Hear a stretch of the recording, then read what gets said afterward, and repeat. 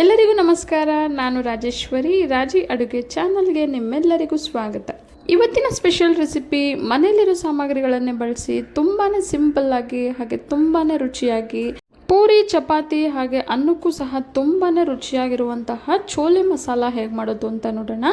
ಈ ಚೆನ್ನ ಮಸಾಲ ಮಾಡೋದಕ್ಕೆ ಮೊದಲು ನಾನಿಲ್ಲಿ ಒಂದು ಕುಕ್ಕರ್ಗೆ ರಾತ್ರಿ ಪೂರ್ತಿ ನೆನೆಸಿಟ್ಟಿರೋ 100 ಗ್ರಾಮಷ್ಟು ಕಾಬೂಲ್ ಕಡಲೆಯನ್ನು ಸೇರಿಸ್ಕೊಂಡಿದ್ದೀನಿ.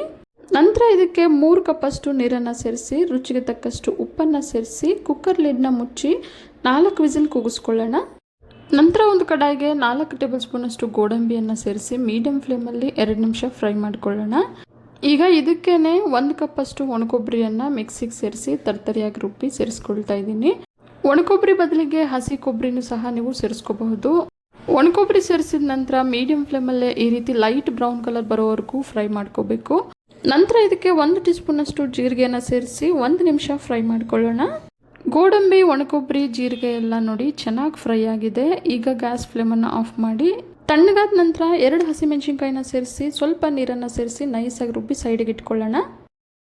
ಅದೇ ಪ್ಯಾನ್ಗೆ ಈಗ 3 ಟೇಬಲ್ ಸ್ಪೂನಷ್ಟು ಎಣ್ಣೆನ ಸೇರಿಸಿ ಎಣ್ಣೆ ಬಿಸಿ ಆದ ನಂತರ ಮೀಡಿಯಂ ಸೈಜ್ 2 ಈರುಳ್ಳಿನ ಸಣ್ಣಕ್ಕೆ ಹೆಚ್ಚಿ ಸೇರಿಸ್ಕೊಂಡು ಲೈಟ್ ಬ್ರೌನ್ ಕಲರ್ ಆಗೋವರೆಗೂ ಫ್ರೈ ಮಾಡ್ಕೊಳ್ಳೋಣ. ನೋಡಿ, ಈರುಳ್ಳಿ ಎಲ್ಲ ಚೆನ್ನಾಗಿ ಫ್ರೈ ಆಗಿದೆ. ಈ ರೀತಿ ಈರುಳ್ಳಿ ಚೆನ್ನಾಗಿ ಫ್ರೈ ಆದಷ್ಟು ಗ್ರೇವಿ ರುಚಿ ತುಂಬ ಚೆನ್ನಾಗಿರುತ್ತೆ. ಈಗ ಇದಕ್ಕೆ ಸ್ವಲ್ಪ ಕರಿಬೇವು ಸೇರಿಸಿ 1 ಟೇಬಲ್ ಸ್ಪೂನಷ್ಟು ಶುಂಠಿ ಬೆಳ್ಳುಳ್ಳಿ ಪೇಸ್ಟನ್ನು ಸೇರಿಸಿ ಮೀಡಿಯಂ ಫ್ಲೇಮಲ್ಲಿ 2 ನಿಮಿಷ ಫ್ರೈ ಮಾಡ್ಕೊಳ್ಳೋಣ. ಶುಂಠಿ ಬೆಳ್ಳುಳ್ಳಿ ಎಲ್ಲ ಈಗ ಚೆನ್ನಾಗಿ ಫ್ರೈ ಆಗಿದೆ. ಆಗಲೇ ರುಬ್ಕೊಂಡಿರೋ ಗೋಡಂಬಿ, ಒಣಕೊಬ್ಬರಿ ಪೇಸ್ಟನ್ನು ಒಂದು ಬೌಲ್ಗೆ ಸೇರಿಸ್ಕೊಂಡು ಅದೇ ಜಾರ್ಗೆ 3 ಫಾರಮ್ ಟೊಮೊಟೊನ ಸೇರಿಸಿ ಪ್ಯೂರಿ ಮಾಡಿ ಸೇರಿಸ್ಕೊಳ್ತಾ ಇದ್ದೀನಿ.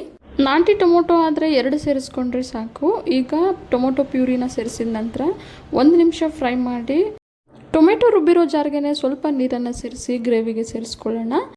ಈಗ ಚೆನ್ನಾಗಿ ಮಿಕ್ಸ್ ಮಾಡ್ತಾ 2 ನಿಮಿಷ ಬೇಯಿಸ್ಕೊಳ್ಳೋಣ. 2 ನಿಮಿಷದ ನಂತರ ಇದಕ್ಕೆ ಅರ್ಧ ಟೀ ಸ್ಪೂನಷ್ಟು ಅರಿಶಿನ ಪುಡಿ, 1 ಟೇಬಲ್ ಸ್ಪೂನಷ್ಟು ಖಾರದ ಪುಡಿ, 1 ಟೇಬಲ್ ಸ್ಪೂನಷ್ಟು ಧನಿಯಾ ಪುಡಿ, ಅರ್ಧ ಟೀ ಸ್ಪೂನಷ್ಟು ಗರಂ ಮಸಾಲಾನ ಸೇರಿಸಿ ಚೆನ್ನಾಗಿ ಮಿಕ್ಸ್ ಮಾಡಿ 2 ನಿಮಿಷ ಬೇಯಿಸ್ಕೊಳ್ಳೋಣ. ಈಗ ಇದಕ್ಕೆ ಆಗಲೇ ರುಬ್ಬಿಟ್ಕೊಂಡಿರೋ ಗೋಡಂಬಿ, ಒಣಕೊಬ್ಬರಿ, ಹಸಿಮೆಣಸಿನ್ಕಾಯಿ ಹಾಗೆ ಜೀರಿಗೆ ಪೇಸ್ಟನ್ನು ಸೇರಿಸ್ಕೊಳ್ತಾ ಇದ್ದೀನಿ.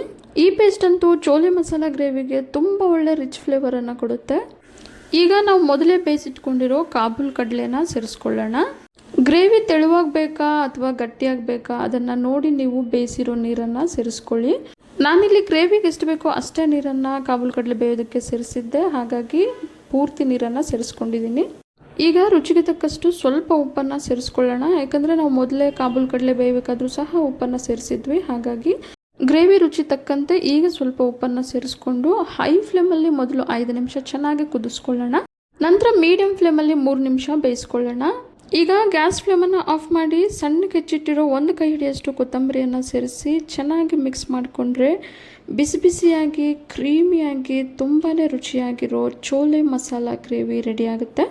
ಮದುವೆ ಮನೆಗಳಲ್ಲಿ ಹಾಗೆ ರೆಸ್ಟೋರೆಂಟ್ಗಳಲ್ಲಿ ಸಿಗೋ ಚೋಲೆ ಮಸಾಲಗಿಂತ ಇವತ್ತು ನಾವು ಮಾಡಿರೋ ಚೋಲೆ ಮಸಾಲ ರುಚಿ ಅಂತೂ ತುಂಬಾ ರುಚಿಯಾಗಿರುತ್ತೆ. ಪೂರಿ, ಚಪಾತಿ, ಪರೋಟ ಹಾಗೆ ಯಾವುದೇ ರೈಸ್ಗೂ ಸಹ ಕಾಂಬಿನೇಷನ್ ಆಗಿ ಈ ಚೋಲೆ ಮಸಾಲ ತುಂಬಾ ಚೆನ್ನಾಗಿರುತ್ತೆ.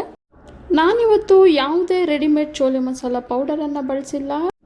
ಮನೆಯಲ್ಲಿರೋ ಪದಾರ್ಥಗಳನ್ನು ಬಳಸಿ ತುಂಬಾ ರುಚಿಯಾಗಿ ಈ ಚೋಲೆ ಮಸಾಲಾನ ಮಾಡ್ಕೋಬಹುದು. ನೀವು ಸಹ ಒಂದ್ಸಲ ಮನೆಯಲ್ಲಿ ಇದೇ ರೀತಿ ಟ್ರೈ ಮಾಡಿ ನೋಡಿ. ಮನೆಯಲ್ಲಿರೋರೆಲ್ಲ ತುಂಬಾ ಇಷ್ಟಪಟ್ಟು ತಿಂತಾರೆ. ಇವತ್ತಿನ ಸ್ಪೆಷಲ್ ಚೋಲೆ ಮಸಾಲ ನಿಮಗೆಲ್ಲ ಇಷ್ಟ ಆಗಿದೆ ಅಂದ್ಕೊಂಡಿದ್ದೀನಿ. ಇಷ್ಟ ಆಗಿದ್ರೆ ಈಗಲೇ ಒಂದು ಲೈಕ್ ಮಾಡಿ, ಹಾಗೆ ನಿಮ್ಮ ಫ್ಯಾಮಿಲಿ ಆ್ಯಂಡ್ ಫ್ರೆಂಡ್ಸ್ ಜೊತೆ ಶೇರ್ ಮಾಡಿ. ಮತ್ತಷ್ಟು ಸುಲಭ ಹಾಗೂ ರುಚಿಯಾದ ರೆಸಿಪಿಗಳಿಗೋಸ್ಕರ ರಾಜಿ ಅಡುಗೆನ ಸಬ್ಸ್ಕ್ರೈಬ್ ಆಗೋದನ್ನು ಮರಿಬೇಡಿ. ಮತ್ತೊಂದು ರುಚಿಯಾದ ರೆಸಿಪಿಯೊಂದಿಗೆ ಮುಂದಿನ ವಿಡಿಯೋದಲ್ಲಿ ಸಿಗೋಣ. ಧನ್ಯವಾದಗಳು.